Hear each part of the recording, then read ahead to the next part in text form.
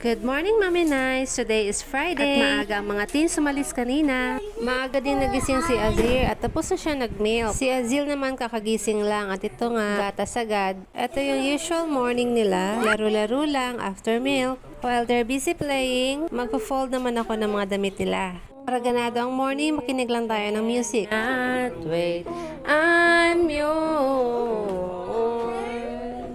Sige, play lang muna kayo, ha? Si Azil gusto agad mag-watch ng Sheriff Labrador. Pero syempre ako masusunod. Play muna sila at ako ay makikinig ng music ko.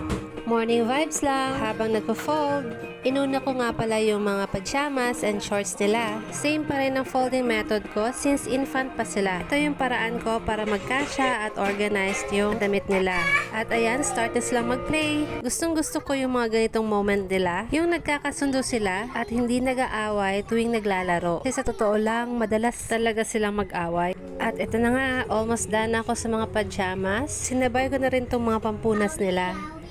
Magmadali tayo kasi minsan dinatapon nila to.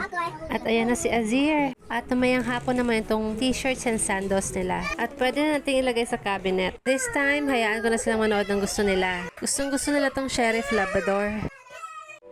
Hayaan ko muna sa dito kasi tinatawag na ako ng kalikasan. At pagkatapos kong mag-CR, sinilip ko sila. Mukhang okay pa kaya manghipos tagtulugan. Sana lahat dito kadali. Nung natapos na ako, nagsawa agad sila sa pinanood nila. And it's time to change their nappies. At hanggang dito na lang. Hanggang sa susunod. Yun lang. Bye!